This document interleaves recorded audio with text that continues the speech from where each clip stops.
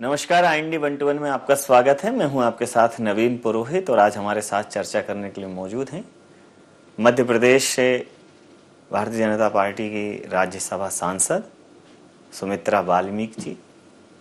सुमित्रा जी संगठन के दायित्व का भी निर्वहन कर रही हैं। बतौर प्रदेश उपाध्यक्ष मध्य प्रदेश के संगठन में आपकी उपस्थिति, आपकी जीवंत उपस्थिति कि मध्य प्रदेश भारतीय जनता पार्टी साक्षी है और एक जननेता के तौर पर लोकतांत्रिक व्यवस्था में जो मध्य प्रदेश भारतीय जनता पार्टी का या भारतीय जनता पार्टी का विचार है अंत्योदय का, तो जो नगरीय व्यवस्था होती है, जो सबसे अंतिम व्यक्ति की ज़रूरतों को संचालित करती है, सुव्यवस्थित करती है, बतौर पार्षद भी 3 बार आप नेतृत्व कर चुकी हैं। मतलब जहाँ से शुरुआत होती है राजनीति का ककहरा, जहाँ से पढ़ा जाता है, जहाँ से आम आदमी की आवाज़ को सुना समझा जाता है, अब वही आवाज़ देश के सर्वोच्च सदन तक गूंजेगी। एक शून्य से शिखर की यात्रा है।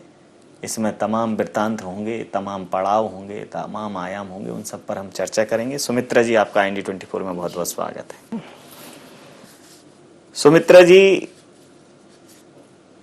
प्रश्न बहुत मौजूद है कि आज वर्तमान समय में सभी दल जो है महिलाओं के सशक्तिकरण की बात करते हैं। सब कहते हैं महिलाओं को बढ़ाना है, महिलाओं को आगे लाना चाहिए। लेकिन मध्य प्रदेश में जब राज्यसभा के नामांकन की बात आई, चयन की बात आई, तो दोनों पदों पर महिलाओं का चयन किया। आप इसको किस दृष्टिकोण से देखते हैं? मैं तो यही कहना चाहूंगी कि भारतीय जनता पार्टी में ही हो सकता है ये सब, और किसी दल में हो ही नहीं सकता है। क्योंकि बहनों को कदम से कदम मिलाकर राष्ट्र की मुख्य धारा से भारतीय जनता पार्टी ही जोड़ सकती है। ये जो विचार आपने कहा कि ये सिर्फ यहाँ संभव है, ये आपका भारतीय जनता पार्टी के प्रति जो लगाव है, भारतीय जनता पार्टी के प्रति जो निष्ठा है, विश्वास है कि ये सिर्फ यहीं हो सकता है, ऐसा मतलब और कहीं क्यों नहीं हो सकता? ऐसा आप क्यों मानती हैं कि सिर्फ यहीं हो सकता है? क्योंकि अन्य दलों में यदि पीछे पलट के देखा जाए तो आप देख सकते हैं, पीछे पलटने के बाद में विगत अनुसूचित जाति के वर्ग की जितनी घोर उपेक्षाएं हुई हैं, उससे मैं बहुत ही अंतरात्मा से पीड़ित रही हूँ। इसलिए मेरी ये सारी बातें मेरे मतलब प्रैक्टिकल है, मेरे बातों में आती हैं। हाँ जी, मतलब ये प्रैक्टिकल अनुभव है, ये सुनी बात नहीं है। जी। तो एक मैंने ये भी सुना था कि जब आपको राज्यसभा सांसद के तौर पर नामित किया गया तो उसके बहुत पहले तक आपको पता नहीं था? नहीं। कि सोचा था कि कुछ तो ऐसे, मतलब टिकट के लिए लोग अपने यहाँ एक शब्द है जुगाड़, टिकट के लिए भी जोड़ तोड़ करते हैं, जुगाड़ लगाते हैं, तो इसमें थोड़ी तो कुछ तो मेहनत करी होगी आपने। देखिए, ये सर्वोच्च सदन है राष्ट्र के। सर्वोच्च सदन के सोचने के लिए मौजूदा स्थिति अपनी दिमाग में नहीं आती हैं, और संगठन ने यदि किसी दलित वर्ग की महिला को हाथ पकड़ के सर्वोच्च सदन तक ले आई है, तो ये मान के चलिए कि संगठन ही कर सकता है और भारतीय जनता पार्टी ही कर सकती है। तो ये जो महाकौशल क्षेत्र से जब आप आती हैं, तो महाकौशल का जो कौशल है जी, सांगठनिक कौशल, अब वो देश के सर्वोच्च सदन तक जाएगा। क्या प्राथमिकताएं रहेंगी? आपने तो जमीन की बहुत समस्याएं सुनी समझी हैं, जो कई बार जहां तक पहुंचना चाहिए वहां तक पहुंच नहीं पाती, बीच में ही दम तोड़ देती हैं। तो क्या प्राथमिकताएं रहेंगी? सबसे बड़ी बात तो यह है कि जिस वर्ग को मैं बिलोंग करती हूँ, मतलब अनुसूचित जाति वर्ग, ये विगत 75 वर्षों से बहुत दूर खड़ा है। और सदन तक जाने की तो बात बहुत दूर की है, और खास करके महिलाओं के बारे में यदि कहा जाए तो, और महिलाओं के बारे में यदि कही जाए तो मैं ये कह सकती हूँ कि महिलाओं को तो अनुभूति भी नहीं हो सकती इस जगह जाने की, जहाँ पर एक सर्वोच्च सदन में अनुसूचित जाति वर्ग की महिला, जो आपने कहा ना कि जमीन से काम कर रही है, तो कड़वे अनुभव हैं जमीन में काम करने के, कि घोर उपेक्षाओं में हमारा विगत 50 वर्षों से दंश झेल रहा है समाज। आज जब से माननीय मोदी जी बने हैं तो खुली हवा में सांस ले रहा है। आपने देखा होगा जब उन्होंने, मैं इससे और ज़्यादा प्रभावित हुई कि 2014 में उन्होंने जब शपथ ली प्रधानमंत्री की, तो उनके हाथ में सबसे पहले, आप बताइए क्या था? हाथ में झाड़ू का डंडा था, जो उन्होंने हिंदुस्तान से कहा था कि ये स्वच्छता संपूर्ण भारत का, यानी संपूर्ण व्यक्ति का अधिकार है। स्वच्छता, जैसे हम बोलते हैं ना कि हवा में सांस लेना हमारा अधिकार है, तो स्वच्छता में रहने का भी हमारा अधिकार है। तो उन्होंने किसी वर्ग विशेष को क्यों इस प्रकार का वो किया जाए, सब कर सकते हैं ये कार्य। ये बहुत बड़ी बात उन्होंने कही थी जो मुझे अंतरात्मा तक हिला गई थी। तो उन्होंने पूरे हिंदुस्तान से अच्छे अच्छे मंत्रियों से झाड़ू लगवा दी। तो ये कौन कर सकता है, आप ही बताइए, एक संत ही कर सकता है। क्या बात ठीक बात है कि जब हम अपने घरों में झाड़ू लगाते हैं तब हमारे मन में ये भाव तो नहीं आता कि हम ऊंचे हैं नीचे हैं। और जब कोई व्यक्ति आपके लिए झाड़ू लगाता है, देश को, समाज को, घर गली मोहल्ले को साफ करने की बात करता है, तो आप उसे अछूत मान लेते हैं। तो आपको नहीं लगता कि जैसे कांग्रेस तो कहती है कि उसने बहुत उत्थान के लिए जो उसने किया है, भारतीय जनता पार्टी तो पासंग नहीं है उसकी। मैं तो अन्य दलों में यही कहना, तो उन्होंने अपना ही उत्थान किया है, भारत का तो उत्थान नहीं किया है, ना व्यक्ति का उत्थान हुआ है। आप देखिए, मजदूर मजदूर ही रहा है, रेहड़ी वाला ही रहा है। और जो अभी आप कह रहे हैं ना कि शिक्षा के क्षेत्र में हमारा जो वर्ग था वो शून्य पर ही था। 50 वर्षों में यदि हमारा समाज शिक्षा में होता तो आज पूरे विश्व की दौड़ में सबसे आगे होता, क्योंकि विद्वान पैसे से खरीदे नहीं जाते हैं, विद्वान ज्ञान से ही पैदा किए जाते हैं। उसकी कमी रही है हमारे वर्ग को। तो अब जो आपको लगता है कि जो देश में पिछले 60 सालों में नहीं हुआ, वो पिछले 8 सालों में हुआ है। बाबा साहब अम्बेडकर का था कि शिक्षित बनो, संस्कार बनो और संघर्ष करो। संघर्ष तो हम वर्षों से कर रहे हैं, लेकिन शिक्षा के क्षेत्र में और उन्नति के क्षेत्र में पीछे रहे हैं।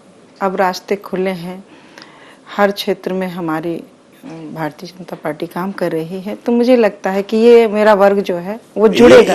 ये जो सुमित्रा जी की सोच है, ये क्या मतलब ये भारतीय जनता पार्टी के कार्यकर्ता की सोच है या अनुसूचित जाति की उस महिला की एक सामूहिक सोच है, एक सामूहिक आवाज है जो वास्तविकता का चित्रण कर रही है? बहुत तकलीफों से गुजरे हैं पिछले 50 वर्षों में, अपने परिवार को देखा है कि किन परिस्थितियों से उन्होंने संघर्ष किया है अपने आप को अन्य समाज के बराबर खड़े करने में। आज भारतीय जनता पार्टी वास्तव में प्रयास कर रही है कि बाबा साहब का जो सपना है वो हम पूरा करने की पूरी कोशिश करें। कांग्रेस तो ये कहती है कि ये तो बाबा साहब की बात करके और ये अनुसूचित वर्ग और इन सब की बात करके कहीं ना कहीं वोट बैंक को मजबूत करने की कवायद करते। तो वो 50 वर्षों से हमारा वर्ग उन्हीं को तो पूछता रहा हैगा, उन्होंने क्या करा।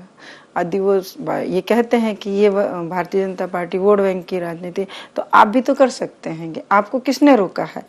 यदि भारतीय जनता पार्टी अनुसूचित जाति वर्ग को एक गिलास पानी देती है तो आप उसकी शिक्षा के लिए एक बस्ता दे दीजिए, आप बस्ता ले लीजिए और हम बीजेपी पानी पिला रही है, हम आपको बस्ता देते हैं, आप पढ़िए। ये जब जैसे ही आपके नाम की घोषणा हुई तो बताया कि चूंकि तैयारी कुछ थी नहीं तो रेल के रिजर्वेशन का भी संकट था। फिर आपसे कहा गया कि भाई आप तो ठीक है हवाई जहाज भेज दे, हम नहीं, हम तो रेल में ही आएंगे। तो लोग तो सोचते हैं कि थोड़ा हवाई हो। नहीं, लोग कुछ भी सोचते रहे, जमीन में पैर सदे हुए रहना चाहिए। जमीन छोड़ेंगे तो हवा ही हवा हो जाएंगे। मैं तो सोचती हूँ कि मैं जमीन से जुड़ी रहूं, उस वर्ग के साथ जुड़ी रहूं जो पहले मैं जब खुद अनुभव करती थी, जब ऐसे भी मतलब जो इस पदों पर रहते थे उनसे हम लोगों की बहुत दूरी थी, मतलब सपना थे वो हम लोग को दिखने मिल जाए। मैं सोचती हूँ कि भारतीय जनता पार्टी संगठन ने मुझे यहाँ भेजा है तो मैं उनके नज़दीक पहुँच जाऊँ, उनके बीच खड़े हो जाऊँ, उनके बीच रहूँ और उनको एहसास हो कि राज्यसभा का सांसद भी हमारे बीच में बैठ सकता है, खड़े हो सकता है, हमारे घर में रोटी खा सकता है। अब एक मध्य प्रदेश के अगर हम पटल पर एक दृष्टिपात करें तो देखिए, एक प्रोफेसर सुमेर सिंह सोलंकी, वो आदिवासी समुदाय से आते हैं, आप अनुसूचित जाति से आते हैं, कविता जी पिछड़ा वर्ग से हैं। तो भारतीय जनता पार्टी कहती है हम पिछड़ों का उत्थान करेंगे, हम अनुसूचित जाति का उत्थान करेंगे, हम आदिवासी भाइयों को आगे ले जाएंगे। ये दिखा है, तीनों राज्यसभा की जो सीटें हैं उसमें दिख रहा है। ये कांग्रेस भी यही कहती है। तो क्या आपको लगता है कि वो सिर्फ कहती है, करती नहीं? यही तो अंतर है उनकी कथनी में और करनी में, बहुत बड़ा अंतर है। वो कहती कुछ है, करती कुछ है। वो तो सिर्फ अपने उत्थान में लगे रहती हैं। तो उनका उत्थान कहाँ हो, नहीं अब कहाँ हो पा रहा है? नहीं, वो तो अधिक कहा जाए तो जनता ने उनका उत्थान नहीं किया है, उनने अपना खुद जनता के माध्यम से शोषण करके अपना उत्थान किया है। अगर मैं एक प्रदेश उपाध्यक्ष के तौर पर आपने संगठन में काम किया है, अभी आप राज्यसभा की सांसद तो आज निर्वाचित हुई हैं, तो बतौर प्रदेश उपाध्यक्ष भी आपको वो मान सम्मान, वो स्थान, वो वजन, वो तवज्जो, वो सब मिला है जिसकी आपको उम्मीद थी? बिल्कुल बिल्कुल, समानता का व्यवहार और जो भावनाएं जहाँ पर हमारी पहले आहत हुआ करती थी, आज यदि हम कहा जाए तो हमको लगता है कि वास्तव में हम जिस वर्ग से आए हैं उस वर्ग में वास्तव में खुली सांस में लेने का ऐसे भी मिल सकता है क्या? ये सोचने के लिए कभी कभी हम मजबूर होते हैं कि पहले यदि मिल गया होता ये चीजें तो शायद हमारे वर्ग की और ही तस्वीर होती। जी, अगर मैं बात करूं, देखा जाता है कि भारतीय जनता पार्टी के कार्यकर्ता, भारतीय जनता पार्टी के पदाधिकारी किसी भी अपने कार्यकर्ता के यहाँ, चाहे वो अनुसूचित जाति वर्ग का हो, ओबीसी का हो या किसी भी वर्ग का हो, उनके यहाँ जाते हैं, खाना खाते हैं ऐसे कार्यक्रमों के दौरान, तो उस पर एक आरोप है कि वो जो है वो एक तरीके से इवेंट है, प्रचार प्रसार का पॉलिटिकल स्टंट है, एक तरीके से स्टंट है। क्या वो स्टंट है या फिर ये एक सामान्य आपके यहाँ एक व्यवहार है, एक परंपरा है? ये तो आज बोल रहे हैं, मैं आपको 1996 की बात बता रही, 94 की बात। उस समय तो हमारी सरकार ही नहीं थी, आपको अंदाज लगा सकते हैं। तो संगठन के लोग हमारे घर खाना खाने आते थे और मोहल्ले के लोगों को हम लोग इकट्ठा किया करते थे। 1994 की बात बता रही हूँ मैं। हाँ, तो हमारे बच्चे छोटे छोटे थे, तो बोलते थे आज माता जी आपके घर हम दाल रोटी खाने आएंगे। तो हमको लगता था कि अरे कैसे आएंगे करके। बोले बिल्कुल सामान्यता आएंगे, आप कुछ बिल्कुल करिए, जैसे हांडी में खाना बनाते वैसे ही बनाना, जिस बर्तन में खाते उसी में खिलाना। अब आज तो आधुनिकता ज्यादा हो गई, प्रचार प्रसार ज्यादा, तो मैं तब से मतलब मुरीद हूँ इस बात की कि फिर मोहल्ले के लोग हमारे यहाँ पर अन्य वर्ग के लोगों को हम लोग बिठाते थे कि आज 4 भाई साहब आए हमारे घर खाना खाने। तब लगता था कि हाँ हमारे घर खाना खा सकते हैं ये लोग, नहीं तो पानी पीना ही उस वर्ग का दुश्वार था। तो इसको कैसे प्रचार में मान सकते हैं आप बताइए? जो चीज सालों से चली आ रही है कैसे मान सकते हैं? आज आपको दिख रहा है, जिस समय हमने काम किया, हम भारतीय जनता पार्टी या राष्ट्र की मूल धारा से जुड़े, तो हमारे अंदर ये चीज हमने खुद किया है, तब हमारे अंदर आई है ना ये चीजें।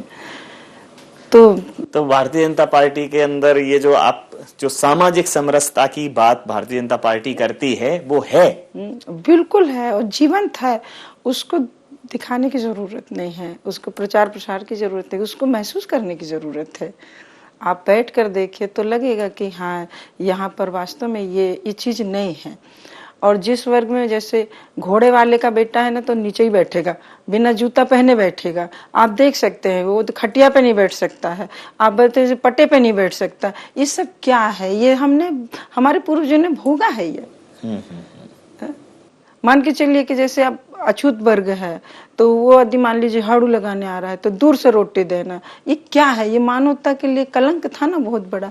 और यदि आज भारतीय जनता पार्टी पहले से कर रही है, संगठन पहले से कर रहा है, तो आज आप पब्लिक को भ्रमित करने के लिए या अपने आप को अपनी नाकामी छुपाने के लिए ये सब करते हैं। तो संगठन के कार्य के दौरान बतौर कार्यकर्ता से लेके पार्टी के एक पदाधिकारी तक एक लंबा सफर तो आपने संगठन में भी तय किया है। आपको कभी भारतीय जनता पार्टी से अपने आप को आप उपेक्षित महसूस नहीं किया? आपको लगा कि नहीं, ये परिवार है, बिल्कुल बराबरी से, कहीं कोई ऊंच नीच नहीं है, जो सामाजिक समरसता की बात करते हैं ये भाव वाकई में यहाँ है? आपने ये महसूस किया? बिल्कुल ऐसे पारिवारिक भाव होता है।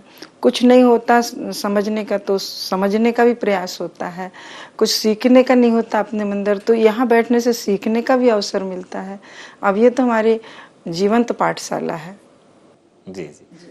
आप बतौर पार्षद भी आपने जो है एक, जिसको बोलते हैं ना कि जनता से एक नेता होता है जो सिर्फ संगठन में काम करता है, एक होता है जो जनता के बीच में भी जाता है, तो आप तो जनता की भी नेता रही हैं। अब पार्षद और फिर अब राज्यसभा की सांसद, मतलब एक जो सबसे शुरुआती बिंदु है और एक जो सबसे शिखर है, दोनों को आपने छुआ है। तो इसके बीच में बहुत सारी चीजें होंगी जिनको जोड़ने की जरूरत है। तो प्राथमिकताएं क्या रही?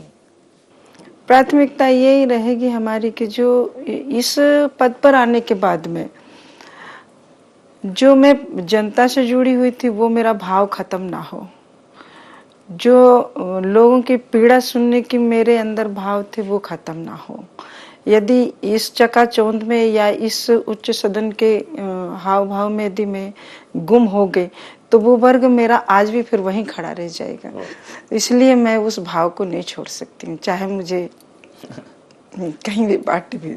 एक और बड़ा मतलब जैसे जब आपको ये आपको बोला गया संगठन की तरफ से, और मैं ये महसूस भी कर सकता हूँ, आपकी आंखें, आपका भाव, एक एक चीज आपकी ये बता रही है। जब आप मैं इसके लिए मतलब एक इंसान के तौर पर ये बहुत बड़ा कलंक है, लेकिन मैं स्वयं आपसे ये जानना चाहता हूँ कि अब जैसे जब आपको ये बोला बताया गया कि आप ऐसा हो रहा है आपके लिए, तो जो मतलब फिर कैसा लगा आपको? कि अपने आप में एक आश्चर्य पैदा करने वाला भाव रहा होगा कि मेरे को राज्यसभा सांसद बना दिया। तो आपको सूचना कैसे मिली, किसके माध्यम से मिली? नहीं, मुझे सूचना पहले संगठन के माध्यम से मिली और हमारा संगठन तो सर्वोपरि है।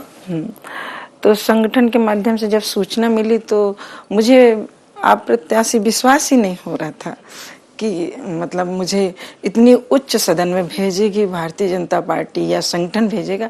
कल्पना के परे है ये बात, तो बिल्कुल कल्पना के परे है।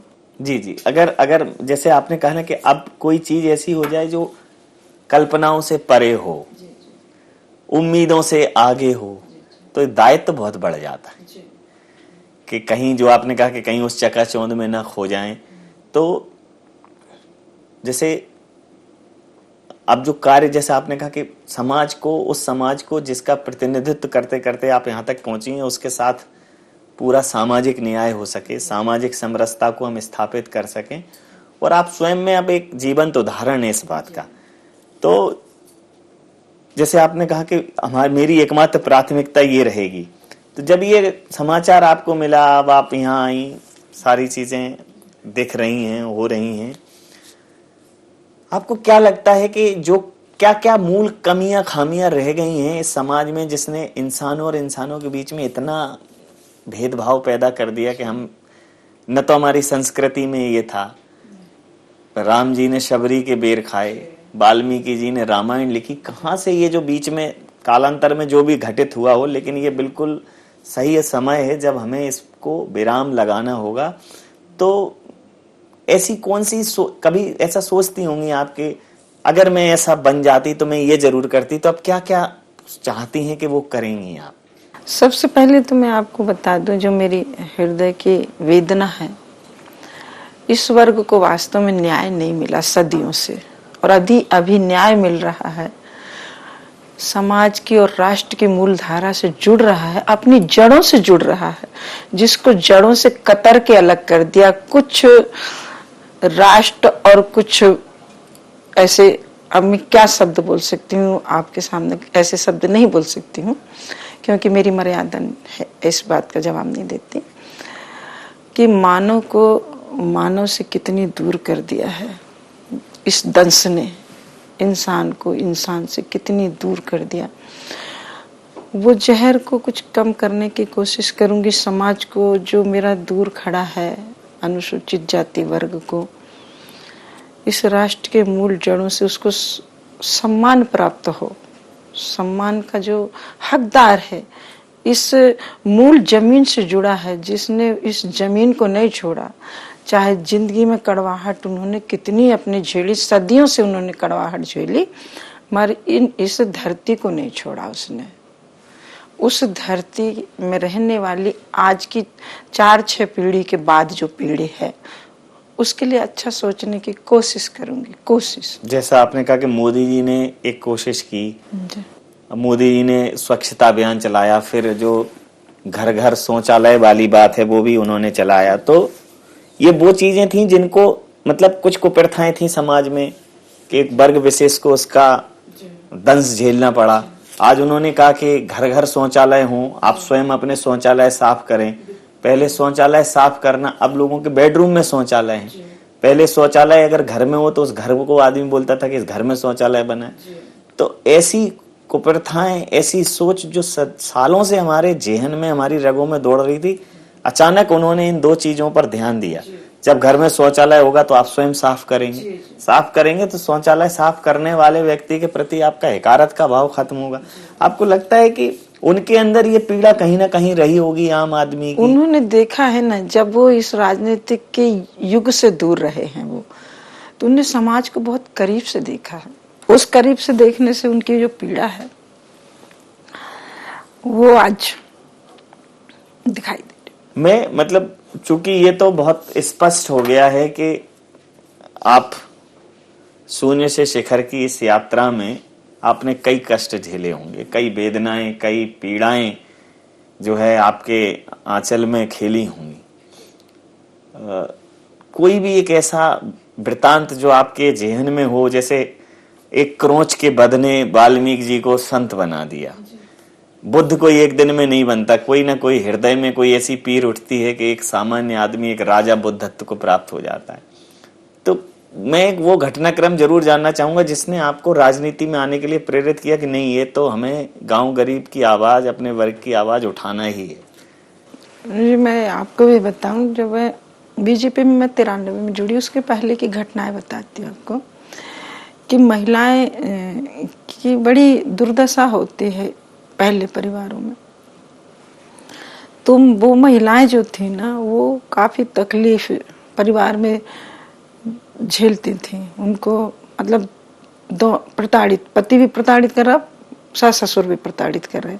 वो मुझसे देखा नहीं जाता था, क्योंकि मैं जिस परिवार में थी तो वहाँ मुझे सहयोग पति का भी मिलता था, मदर इन लॉ का भी मिलता था, मेरे बच्चे भी थे। तो मैं द्रवित हो जाती थी। तो फिर मैं क्या करती थी उनको कि उनके परिवार में जाके मतलब पहले समझौता कराने की कोशिश करती थी, क्योंकि महिलाएं बहुत दुखी होती थी, ना परिवार में जा पाती थी, ना बच्चों से मिल, वो कष्ट झेलती थी। तो ऐसी कई महिलाओं के मेरे सामने में जब आए उनके वृत्तांत, तो मैं द्रवित हो गई। तो फिर मैं क्या करती थी कि उस समय तो हमारे सरकार नहीं थे, हाँ, तो उनको ले जाती थी, तो उनके पति को पहले थाने में बंद करवाती थी, फिर उनको दूसरे दिन मतलब थाने प्रभारी से बोलती थी कि आज इसको रखो, हाँ आज इसको रखो, आप हम कल इसको लेने आएंगे, ताकि ये दूसरे दिन से अपने परिवार पर जुल्म ना करे। बच्चे रो रहे हैं बाहर, माँ को अंदर पिटाई कर रहे हैं, और फिर वो पिट कुट के फिर वो खाना बनाने लगती थी। तो पता चला नशा करके आता था तो खाना फेंक देता था बाहर। बहुत मतलब मैं एक बहुत गली मोहल्ले की बात बता रही जो मैंने बहुत नजदीक से देखा था। तो मैं बहुत द्रवित हो जाती थी ये सब देखने के बाद में। तो फिर मैं धीरे धीरे मेरे क्षेत्र में ये सारी चीजें कम हो गई। फिर हाँ, रात को आ रहे हैं तो बाहर गाली गलौज पहले कर रहे हैं, फिर अंदर बाद में जा रहे हैं। तो ये सब चीज माहौल देखने के बाद में वो बहुत तकलीफ से गुजरती थी। तो धीरे धीरे इस माहौल को मैंने बदला, और जब धीरे धीरे उनके परिवार में परिवार थोड़ा पति थोड़ा संभला, फिर पत्नियां संभले, फिर बच्चे स्कूल जाने लगे, तो उनके एडमिशनों के लिए भी मैं स्कूल जाती थी। ये बच्चा दिन भर खेलता रहता है, इसको चलो स्कूल में भर्ती करा दी सरकारी वाले। समाज का काम करते करते राजनीति से कैसे जुड़ी? तो फिर ये 94 में भारतीय जनता पार्टी में, मैं 90 में तो विश्व हिंदू परिवार से जुड़ गई थी, और 93 में मैं भारतीय जनता पार्टी से जुड़ गई थी। कि एक मजबूत, मुझे यही लगा कि यदि मुझे, क्योंकि उस समय आंदोलन ज्यादा हुआ करते थे ना, कोई सुने नहीं, थाने में गए तो जिंदाबाद मुर्दाबाद, मुझे लगता था यही ठीक है, ये यदि नहीं सुनेंगे तो जाके हॉस्पिटल के सामने जिंदाबाद मुर्दाबाद 10-25 ले गए। तो यहाँ ऐसे करके मेरी शुरुआत हो गई। शुरुआत भले ही, जैसा आपने कहा कि भले ही पति का सहयोग हो और आपके परिवार का सहयोग हो, लेकिन फाका कसी तो आपने भी की है राजनीति में। हमारा महिलाएं नहीं पहले निकली थी तो मुझे भी बहुत, मतलब मेरे ही परिवार के, मेरे समाज के ही लोग मुझे बोलते थे, मतलब प्रश्न उठाते थे। हाँ, हमारे समाज में महिलाएं बहुत कम नेतागिरी करती हैं, हमारा वर्ग की नेतागिरी करते ही नहीं है, कम ही निकलती हैं। तो मुझे फिर पहले, वो भी 90 के दशक, हाँ 90 के दशक, उस समय तो आप मान के चलिए कि बहुत ही कष्टों के साथ थे, पर मगर सुकून यहाँ मिलता था। जैसे किसी हॉस्पिटल महिला को ले गई, वो चौधरी महिला हो या कोई अन्य वर्ग की भी हो, तो उसकी अच्छी इलाज हो गई, अच्छा उसका घर परिवार से हो गया, तो उसकी डिलीवरी अच्छी हो गई, तो मुझे लगता था ये अच्छा काम हो गया मेरे को। और जैसे कहीं कोई थाने में बंद हो गया तो झगड़ा करके टीआई से उसके परिवार के पति को छुड़ा लाना, तो ये मुझे बड़ा सुकून देता था कि उसके घर के बच्चे रो रहे हैं, थाने के सामने खड़े हैं, रो रहे हैं कि बाप छूट जाए।